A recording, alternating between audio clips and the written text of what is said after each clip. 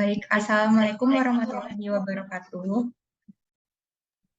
Selamat siang kepada Bapak Ibu peserta webinar. Selamat datang di webinar pertama kami terkait tantangan pengelolaan air asam tambang yang diselenggarakan oleh PT Ganesha Environmental Services.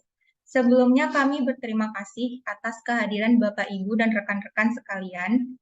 Perkenalkan, saya Nurul. Saya akan menemani Bapak dan Ibu semuanya di webinar hari ini pada Jumat 3 November 2023 yang akan diselenggarakan pada pukul 13.30 hingga 15.30 ke depan. Sebelumnya saya sampaikan terkait rules kegiatan. Yang pertama adalah dapat mengganti nama rekan-rekan Bapak Ibu semuanya menggunakan nama _instansi. Lalu, peserta wajib menggunakan background ataupun virtual background yang telah disediakan oleh tim kami. Peserta dimohon untuk tidak mengaktifkan fitur mikrofon atau on mic saat pemateri sedang berlangsung. Peserta dapat mengajukan pertanyaan selama sesi materi berlangsung dan sesi diskusi melalui fitur chat room ataupun Q&A. Dan bagi yang bergabung di kanal YouTube kami dapat mengirimkan pertanyaan Bapak Ibu sekalian di komen YouTube. Baik, sebelum kita memulai kegiatan kita pada hari ini, mari kita buka dengan membaca doa menurut agama dan kepercayaan masing-masing. Saya persilakan kepada Bapak, Ibu, dan rekan-rekan semua, berdoa dimulai.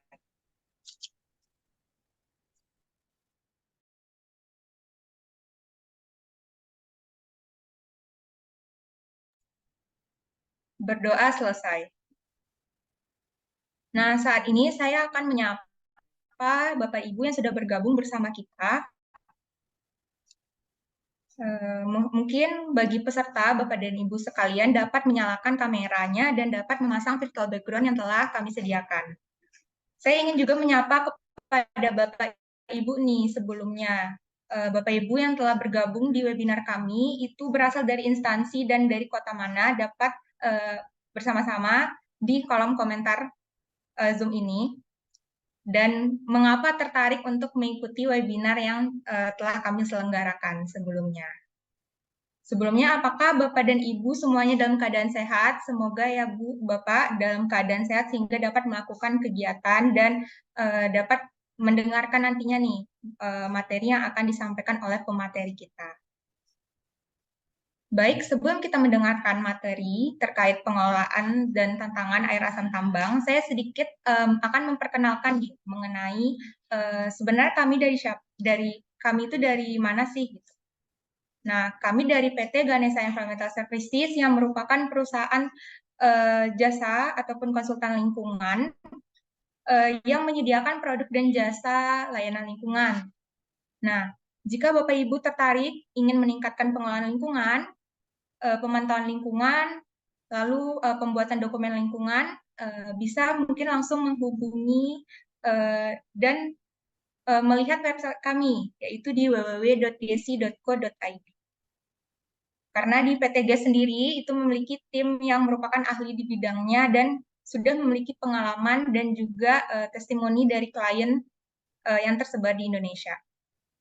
Baik Bapak dan Ibu, mungkin ada yang tidak asing nih dengan pembahasan kita terkait pengelolaan tantangan dan pengelolaan air asam tambang. Mungkin banyak pertanyaan dan juga tantangan nih dari perusahaan-perusahaan yang memiliki kebijakan dalam mengelola air tambang agar selalu dalam berada ataupun di batas baku mutu yang telah ditetapkan regulasi. Nah, untuk mencapai hal itu perlu adanya upaya yang kuat dan tentunya efisien untuk mencapai tujuan tersebut. Dan pada siang ini kita sama-sama akan mendengarkan materi yang akan disampaikan oleh pemateri kita yang sangat handal dan tentunya memiliki pengalaman di bidang air asam tambang, yaitu Bapak Dr. Insinyur Muhammad Sony Afeltiawan yang merupakan dosen kelompok keahlian rekayasa air dan juga limbah cair dari Fakultas Teknik Lingkungan Institut Teknologi Bandung. Nah, beliau sudah hadir di tengah-tengah kita semua, Bapak Ibu. Saya ucapkan selamat datang kepada Bapak Sony. Halo, selamat siang, Pak. Halo, selamat siang, Mbak Nurul, Bapak Ibu. Bagaimana kabarnya, Pak? Alhamdulillah baik. Nah, mungkin para peserta sudah tidak sabar nih, Pak, untuk mendengarkan penjelasan lebih lanjut terkait tantangan dan pengelolaan air asam tambang. Nah, untuk mempersingkat waktu, mungkin saya langsung mempersilakan kepada Bapak Sony untuk memaparkan materinya. Kepada Bapak Sony, saya persilakan waktu dan tempatnya, dipersilakan. Oke, baik. Saya mohon izin share screen ya Bapak Ibu ya.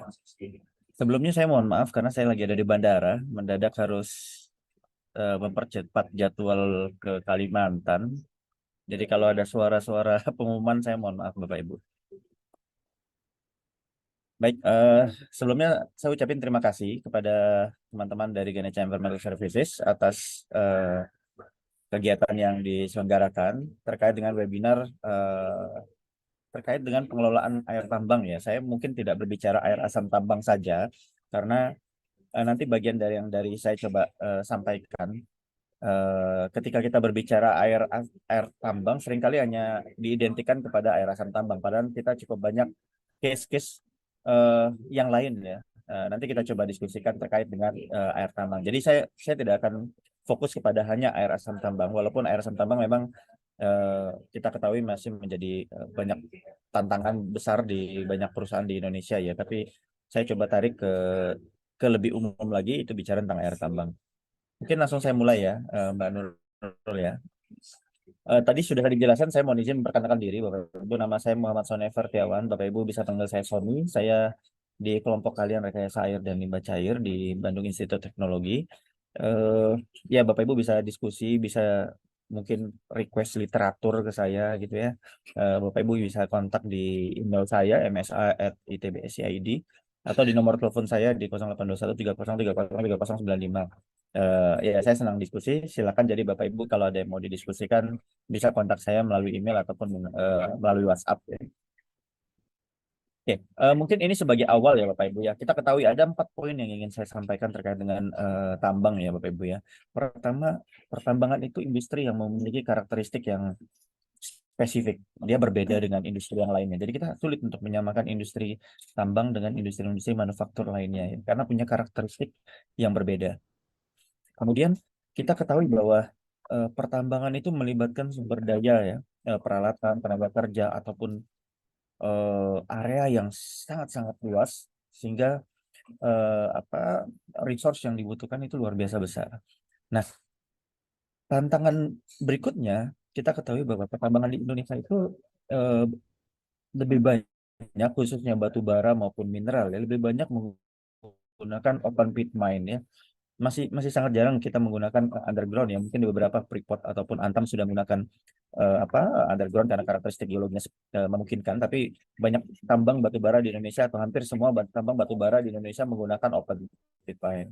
Nah, kegiatan open pit mine ini ya itu kita ketahui bahwa ada kegiatan penggalian dan penimbunan yang sangat masif yang berpotensi merubah morfologi ya sehingga berdampak pada perubahan karakteristik hidrologi baik baik dari sisi kualitas maupun kuantitas. Nah, ini yang menjadi tantangan buat kita semua. Jadi di tambang itu tidak hanya dari sisi kualitas sebetulnya ya yang menjadi tantangan, tapi yang utamanya itu adalah karakteristik kuantitas kita, fluktuasi debit kita yang sangat tergantung sama curah hujan. Dan ini harus menjadi perhatian kita bersama. Oke ya. Nah, saya balik lagi tadi isu kenapa saya lebih cenderung fokus dengan penamaan air tambang ya. Pertama saya coba cari literatur apa itu sebetulnya air tambang. Dari sekian banyak literatur baik dari consulting company ya, dari SRK, kemudian dari Mindat, dari Hudson Institute of Mineralogy atau dari US Geological Survey, intinya adalah mine water itu adalah segala air yang terdampak dari kegiatan penambangan, Bapak Ibu. Ya, jadi air tambang itu tidak hanya air asam tambang sebetulnya. Nah, apa air kalau kita ketahui ya kalau kita ambil literatur dari Guard Guide ya Bapak Ibu bisa browsing di Google gitu ya Guard Guide. Nah itu akan menjelaskan bahwa ada 3 jenis air tambang yang dikenal oleh oleh kita semua gitu ya. Yang pertama acid rock drainage atau acid mine drainage ya.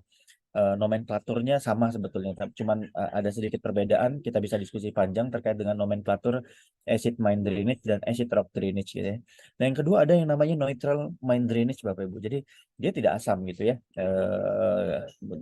Berbeda sama acid mine drainage mungkin karena buffering capacity-nya lebih besar sehingga dia statusnya netral pH-nya ya. Kemudian ada saline drainage ya ini mungkin case-case tertentu saja. Nah, apa perbedaan dari ketiga ini ya Bapak Ibu? Kalau acid rock drainage itu dari sisi kalau kita ambil dari Finkeln diagram ya, memperlihatkan perbedaan ARD, NMD dan SD. Kalau kita bandingkan dengan dissolved base metal concentration ya, nah kalau dalam hal ini eh, Plumlee ya dari ini diadopsi dari salah satu jurnal, dia mengambilnya dari konsentrasi logam yang memang secara diagnostik bisa menggambarkan karakteristik geologis tempat. Dia tidak mengambil Fe, Mn yang seperti kita kenal Bapak Ibu ya. Tapi dia mengambil Zn, Cu, kadmium, Pb, kobalt, nikel ya. Memang sangat kecil jumlahnya, tapi ini bisa menggambarkan karakteristik geologis tempatnya. Jadi sebagai diagnostik parameter gitu ya. Nah kalau acid rock drainage itu relatif tinggi konsentrasi logam-logam ini jika dibandingkan dengan neutral mine drainage sama saline drainage. Berbeda. Jadi kalau saline drainage di pH-nya netral, kalau acid rock drainage karena dia pH-nya asam sehingga meningkatkan kelarutan-kelarutan logam sehingga beberapa logam dia pasti akan tinggi. Itulah wajar kalau Bapak Ibu punya air asam tambang, Fe-nya biasanya sampai puluhan, sampai ratusan bahkan ya. Atau Mn-nya, Mn yang paling sulit untuk di-treat gitu ya. Biasanya punya konsentrasi yang relatif lebih tinggi gitu. Nah, kalau kita lihat dari sulfatnya, maka sama sebetulnya ya. Acid rock drainage itu punya konsentrasi sulfat yang lebih tinggi dibandingkan dengan saline drainage maupun neutral mine drainage gitu. Nah, gambar ini kurang lebih bisa menggambarkan karakteristik dari ketiga jenis mine water. Oke, saya lanjut ya. Nah, ini adalah karakteristik dari acid mine drainage Bapak Ibu ya. Biasanya ya acidity-nya tinggi, pH-nya rendah turun gitu ya. Karena pH-nya rendah, konsentrasi metalnya meningkat, konsentrasi sulfatnya meningkat karena dari FeS2 dari mineral sulfida yang teroksidasi dia dia menghasilkan produk oksidasi salah satunya adalah sulfat. Kemudian increase suspended solid ya. Beberapa suspended solid juga akan larut karena lebih tinggi karena erosi salah satunya sehingga menghasilkan suspended solid yang tinggi. Dan ini juga karena beberapa mineral juga akan menghasilkan suspended solid yang relatif lebih tinggi. Oke, mungkin saya lewatkan ya. Nah, ini mungkin saya lewatkan Bapak Ibu karena waktu yang tidak banyak, nanti kita bisa diskusi. Nah, ini menarik ya. Ini saya ambil case tadinya di salah satu sungai di Amerika bahwa aliran yang bening itu tidak selalu tidak terkontaminasi sebetulnya ya.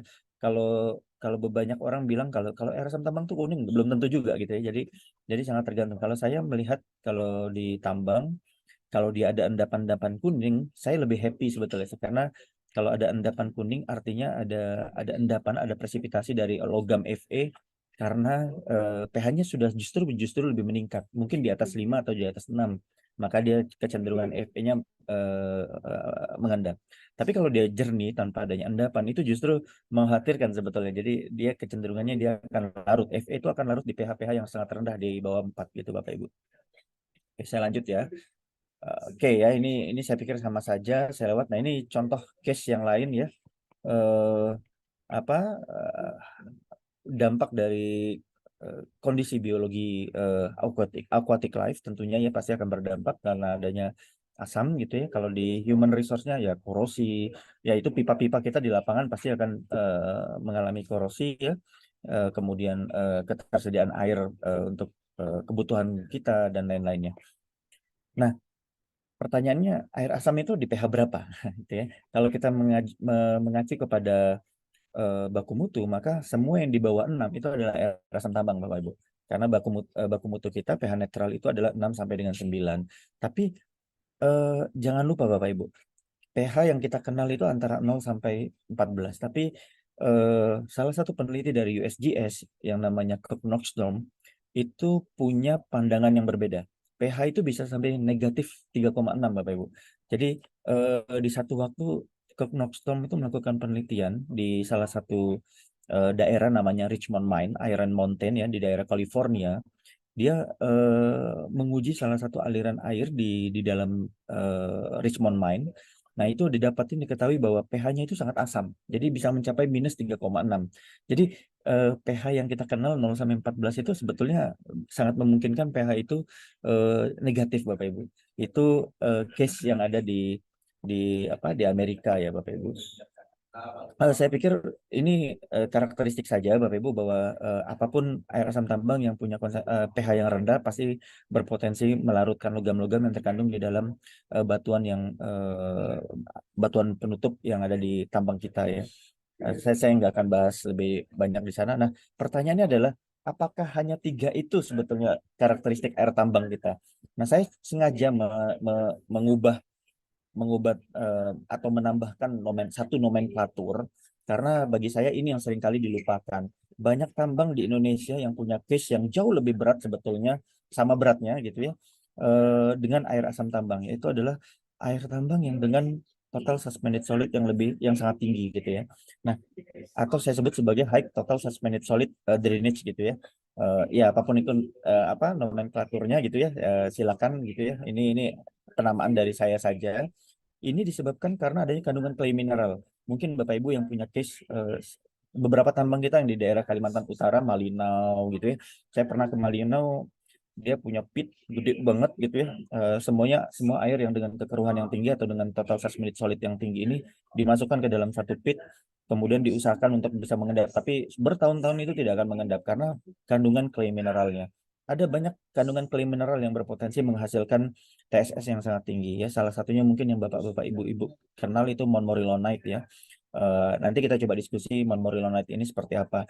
Intinya bahwa particle size-nya sangat small gitu ya atau ultra fine sehingga dan clay itu kan bentuk mineralnya berlapis-lapis sehingga dia bisa menahan air itu begitu lamanya. Itulah kenapa suspended solid itu sulit untuk diendapkan tanpa adanya bantuan bahan kimia seperti keogulan atau tawas atau jenis-jenis yang lain. Sehingga kita nggak bisa mengendapkan dia secara natural. Oke ya, saya coba. Nah, ini perbedaannya Bapak Ibu. Ini penting untuk memahami TSS ya, karena sekarang isunya TSS jadi 100 miligram per liter, kemudian apa kita punya sparring.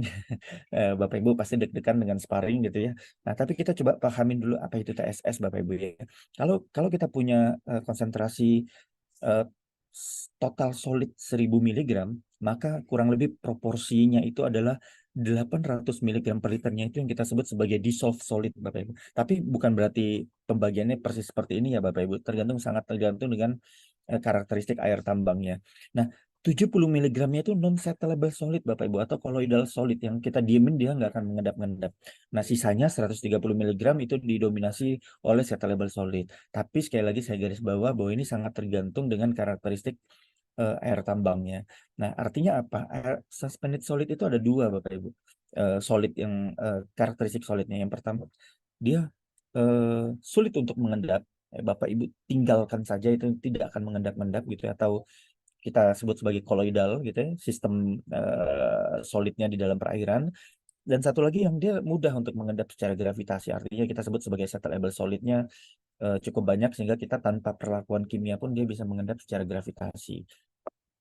Nah, kita sering kali mengukur turbidity dan TSS itu jadi satu. Jadi sparring itu sebetulnya yang diukur itu turbidity, turbidity Bapak Ibu. Hati-hati sekali sama pengukuran sparring karena sparring itu yang diukur sebetulnya adalah NTU basis sensornya atau UV vis gitu ya. Tapi kita punya korelasi yang menghubungkan hubungan antara turbidity dan TSS. Nah, Bapak Ibu harus concern dengan ini. Kenapa? Karena ini punya persamaan kalibrasi yang berbeda-beda antara satu set point dengan set point yang lain, antara satu tambang dengan tambang yang lain, antara satu karakteristik geologi tertentu dengan geologi yang lainnya. Jadi, Bapak Ibu harus nggak bisa main pindah-pindah kemudian ditinggal. Jadi, Bapak Ibu harus punya yang namanya persamaan kalibrasi atau persamaan korelasi antara turbidity dan TSS untuk meyakinkan bahwa ketika TSS diukur dengan peralatan sparring itu bisa bisa menggambarkan atau merepresentasikan konsentrasi TSS yang ada di lapangan. Jadi ini penting sekali untuk dilakukan eh, evaluasi. Nah, ini kurang lebih. Nah, ini adalah total suspended solid yang biasanya biasanya adanya gravel, adanya sand, silt atau clay atau algae bahkan di beberapa pit lake algae tumbuh. Nah, itu juga sebetulnya meningkatkan TSS Bapak Ibu. Nah, yang penting dari clay itu ada beberapa kelompok mineral clay yang kita kenal berpotensi terkandung di dalam area pertambangan kita. Yang pertama kolonit, smectite, vermiculite, ilit, ya, klorit atau montmorillonite ya, yang Bapak Ibu mungkin kenal sebagai bagian dari masuk dalam grup smectite ya Bapak Ibu. Montmorillonite ini punya kapasitas swelling, jadi dia bisa tanda kutip melarutkan solid itu sehingga tingkat kekeruhannya bisa besar ya. Di Malinau itu punya ada banyak tambang yang punya konsentrasi TSS itu bisa mencapai 15.000 lebih miligram per liter air tambangnya. Nah, tapi ada beberapa mineral clay yang tidak terlalu besar ya. Misalkan ilit itu karena dia kapasitas swellingnya nggak terlalu besar, jadi konsentrasinya mungkin sekitar 5.000 sampai 10.000 miligram per liter. Oke, saya lewat ya. Nah, ini contohnya Bapak Ibu ya. Jadi kita udah ambil sampelnya, kemudian kita diamkan selama 1 bulan, dia nggak akan mengendap Bapak Ibu. Jadi, tapi ini masih mending ini, yang Bapak Ibu lihat di slide ini didominasi oleh mineral clay yang kita sebut sebagai mineral ilit gitu ya, bukan bukan montmorillonite. Kalau montmorillonite itu lebih keruh lagi, lebih kental lagi, lebih kopi susu lagi gitu ya. Jadi jadi punya karakteristik, dan saya yakin teman-teman tambang yang punya isu montmorillonite itu punya cost biaya treatment yang jauh lebih mahal dibandingkan dengan bahkan pengolahan air asam tambang gitu ya. Karena kalau air asam tambang kan kita olah dengan CaO ya, dengan kapur tohor gitu ya. Itu relatif murah sebetulnya karena cukup banyak tambang-tambang rakyat yang menjual dengan harga yang murah. Tapi kalau kalau colloidal clay yang kekeruhan tinggi, nah ini yang cukup mahal karena kita butuh bahan kimia tawas yang dalam volume yang sangat besar, atau beberapa case butuh yang dia sifatnya polimer gitu ya. Jadi lebih mahal lagi cost yang dibutuhkan oleh Bapak Ibu untuk melakukan treatment terkait dengan ini. Nah, ini saya lewatin Bapak Ibu ya, kurang lebih bedanya TS sama turbidity. Saya hanya sekedar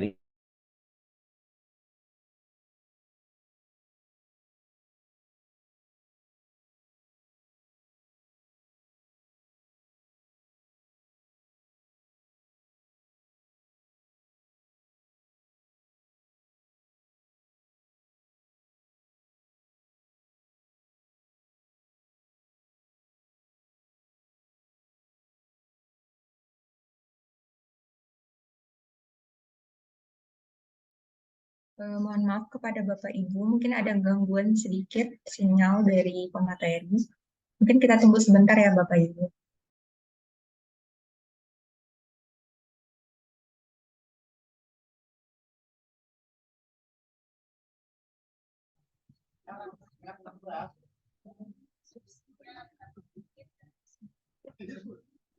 wah, mohon maaf nih, tiba-tiba keluar. Saya lanjut ya, Mbak Nurul ya. Ya Pak, silakan Pak. Oke. Nah, ini korelasinya Bapak Ibu ya. Hati-hati dengan korelasi antara turbidity dan TSS ya. Karena Bapak Ibu harus rajin mengkorelasikannya biar Bapak Ibu firm dengan karakteristiknya. Karena pasti akan berbeda Bapak Ibu. Banyak keluhan dari tambang-tambang, wah ini kenapa ya TSS saya seringkali meningkat. Jangan-jangan persamaan korelasinya yang harus diubah karena sudah tidak lagi relevan dengan karakteristik air tambang Bapak Ibu. Nah, ini yang seringkali tidak di teman-teman vendor dari sparring tidak ngeh dengan karakteristik yang berbeda, sehingga perlu dilakukan korelasi ulang, perlu dilakukan kalibrasi ulang sehingga itu representatif menggambarkan air tambang Bapak Ibu semua. Oke, saya lanjut ya. Nah, ini sedikit saya kasih spillway. Kayak saya coba men-spill bagaimana pola perubahan TSS dari satu waktu. Jadi Bapak Ibu bisa lihat bagaimana perubahan-perubahan TSS dari waktu ke waktu. Karena dia akan sangat sensitif dengan material diskrit, karena tadi dia diukur dengan sensor yang kita sebut sebagai sensor UV vis atau sejenisnya Bapak Ibu. Jadi dia sangat sensitif adanya pergerakan material diskrit gitu. Nah, ini pasti akan ada spike yang dia akan naik gitu. Nah, ini harus diantisipasi oleh Bapak Ibu semua. Ya, ini sama nih, lihat Bapak Ibu ada spike yang dia tiba-tiba naik gitu ya. Itu ada kemungkinan adanya, mungkin ada kotoran gitu ya, ada binatang yang lewat, atau ada material diskrit pasir yang lewat di bawah sensor, dia terukur sehingga naik tiba-tiba gitu ya. Nah, ini harus Bapak Ibu pahami betul karakteristik air tambangnya, pahami betul kondisi peralatan yang ada di lapangan. Oke ya. Nah, ini kalau pH, Bapak Ibu sama pH sebetulnya sangat hati-hati gitu ya perubahannya. Apalagi yang dengan metode kapurnya yang ditabur. Biasanya ada beberapa perusahaan yang kalau kalau nabur kapur itu dirobek gitu ya. Siapa si karungnya kemudian dilempar gitu ya. Nah, itu berpotensi fluktuasinya signifikan. Wah, itu kalau di data sparringnya bisa loncat-loncat gitu ya antara satu waktu dengan waktu yang lain. Nah, ini yang harus Bapak Ibu aware dengan data-data ini. Data-data sparring itu bisa Bapak Ibu download, kemudian dipelajari apa yang salah sebetulnya. Ada pengaruh nggak? Kalau dulu saya mengambil datanya itu biasanya jam 8 itu pH-nya normal. Tapi setelah jam 10 dia naik, dia turun lagi, jadi asam lagi. Karena naiknya ketika operatornya ngapur aja. Nah, setelah operatornya selesai ngapur, dia langsung turun lagi. Jadi perilaku perilaku operatornya itu sangat terlihat dari data-data pemantauan kualitas sparringnya. Oke.